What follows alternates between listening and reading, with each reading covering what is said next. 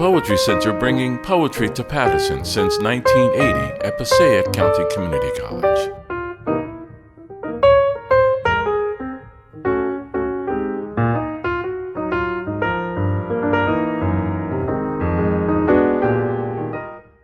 Thank you, everybody, for coming. We really appreciate the support. We would love if you continue to support the foundation. We survive on voluntary contributions. And thanks to the wonderful readers. Edwin, congratulations again. Congratulations to everybody. It was really enjoyable getting to hear the poems. And I did feel, as Ken said, like my mother was sort of swirling around in the room. So thank you. Thank you, Maria. Thank you, New York Quarterly. Please buy some books. Enjoy the rest of the food. Thanks.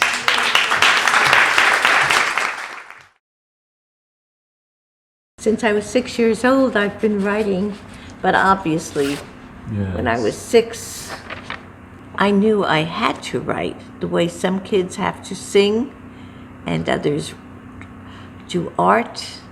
This was something that I seemed to have to do. I can't remember a time when I didn't like doing it. So I guess the first time, as I said, I remember writing was when I was 6 years old, and my friend's mother had died, and my mother told me, and my friend was across the street playing with her brother, and I thought, doesn't she know how her life is going to change? And I just picked up a twig and started to write something in the red dirt of Perth Amboy in my front yard. Family promises. When I was 16, my mother made me promise not to tell my father he was dying of pancreatic cancer. She made me promise not to tell my 13-year-old brother. She asked me to care for my father while she was teaching, since I was home by 12:30 from my double-session high school, while she didn't get home from public school 11 until after 4. My father had a naturally sweet disposition, and I learned how pain could change even the sunniest of natures. I learned to lie that fall. I lied to my father, who wanted to believe he'd recover from painful pancreatitis. I lied to my brother. I learned to lie by omission. I smile and lied to my best friend, my teachers, my friends on the school paper when they asked me if I were all right. I even lied to my mother and told her I was not depressed, as she managed to teach and do lesson plans and spend nights with my father as the tiny black and white TV droned on, mostly Yankee games that he couldn't focus on, as we all waited for the nurse who lived next door to arrive with a morphine shot prescribed by her husband, a resident at Memorial Hospital in Manhattan. After my father died, my mother spiraled into depression, though she continued to teach. My brother turned atheist.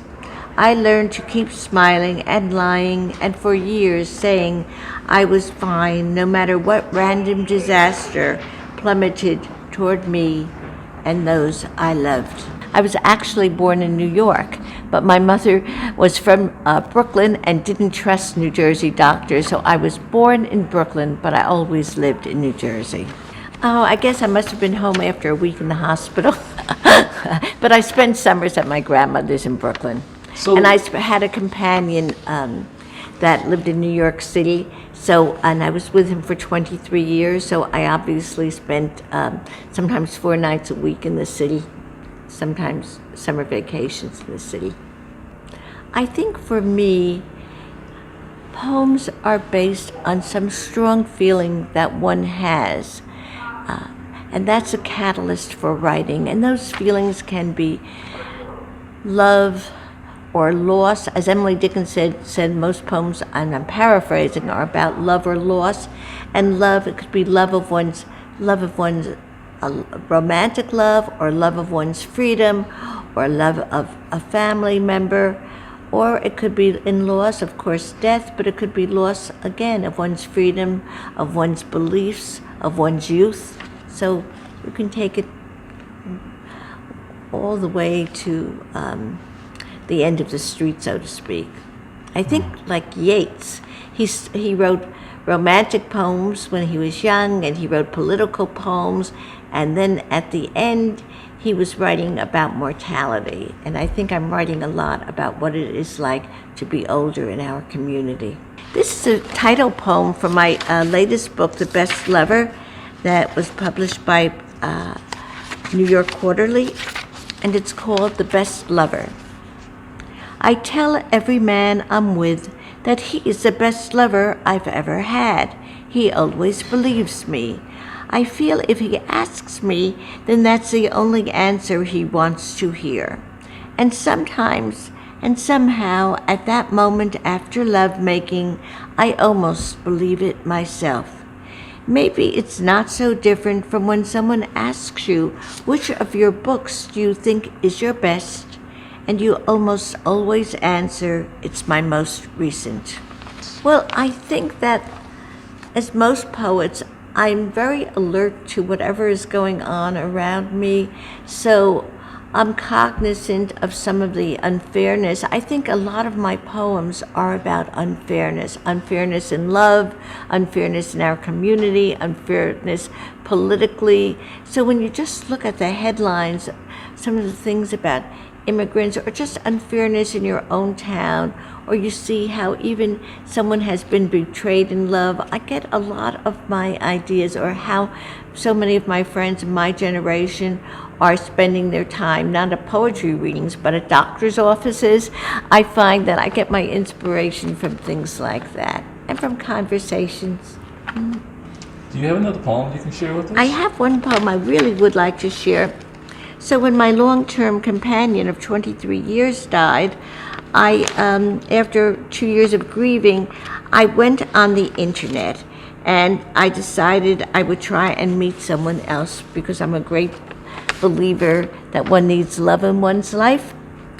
And this is called What I Don't Believe. What I don't believe is that at my age, on J-Date, that men that send me an email will be good-looking.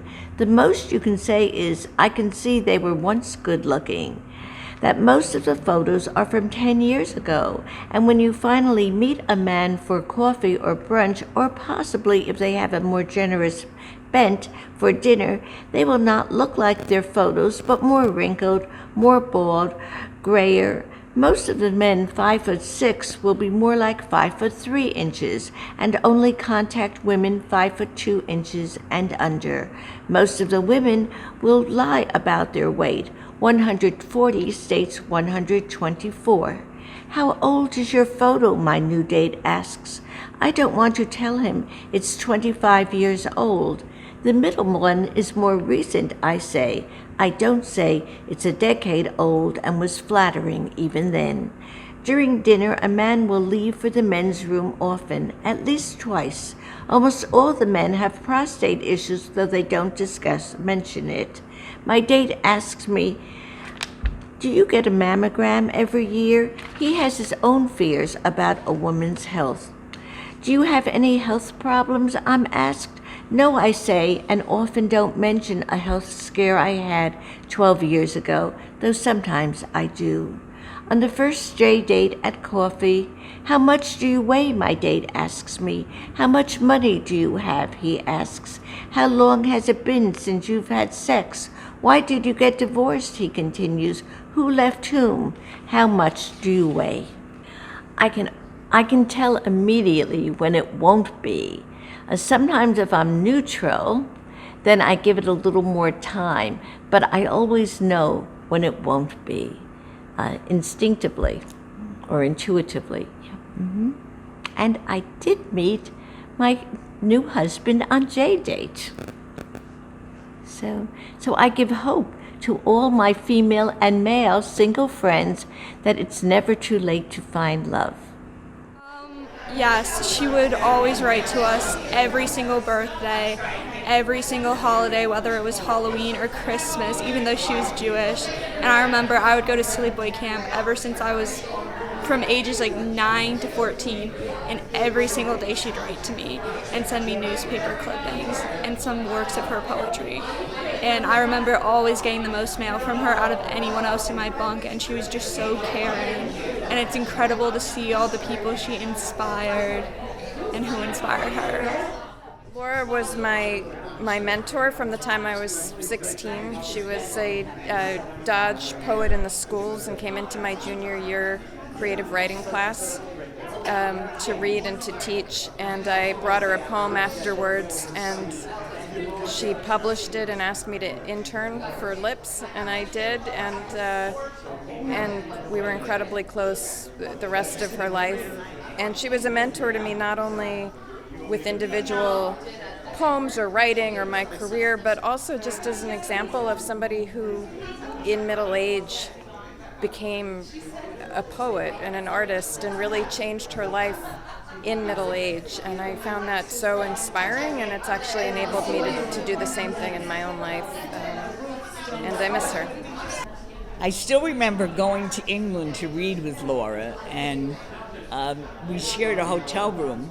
And she would go out in the afternoon, go shopping, and I would take a nap. And then she would come back, and we had a most wonderful time. She loved shopping more than anything else. And we traveled to a lot of places together. Paris, Wales, England, Italy, Sicily. It was really wonderful. I miss her. I miss her when I travel. Just not the same without her, I have to say.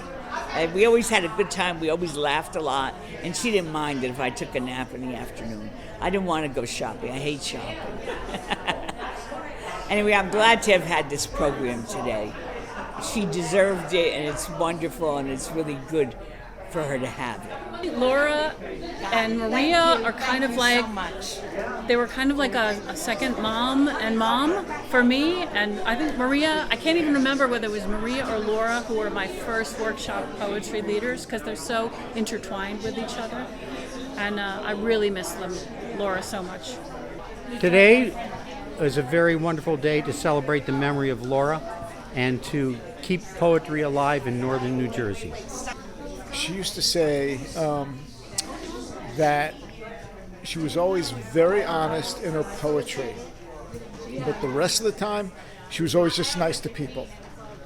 And I think the thing that's amazing is I didn't realize how much of a contribution she made to so many people, and so many people have come up to me today and told me that, and it just meant a lot, and it's been a really amazing event, and I'm really glad we could do it. Thanks. Well, after I get over my initial nervousness, I feel pretty good up there, and I like what I heard from everybody else. It is such a joy to celebrate Laura and to feel her presence here and to share our connections. We're connected through poetry and through our love of Laura in invisible and visible ways. What a wonderful day. People talking about Laura, writing poems in the style of Laura, people reflecting on how Laura and the foundation are continuing her work, and I hope that videos and readings will continue Laura's spirit throughout the poetry world and the entire world. One thing I really remember about Laura is her kindness. She was kind, so kind to me, but kind to everybody. And I really just had the most wonderful afternoon today, and I did feel she was present with us. So, well, it was a fantastic poetry reading, and one of the things I really enjoyed about it was thinking about what a narrative poem is. I know the bottom line is that you tell a story, but everyone tells the story in their own way. So it kind of got me thinking about, that subject too, as well as enjoying everybody's poems. It was a special thrill and a special honor to be part of this really poetry celebration, and even more importantly, a celebration of Laura's life, who meant so much to so many of us who love poetry. As it turns out, Laura and I grew up in the same town together, although we didn't realize that until many years later, so we have a long connection. I loved her poetry, and I loved her. And to be part of all of this, honoring her is a great honor, and a great pleasure, and a great blessing.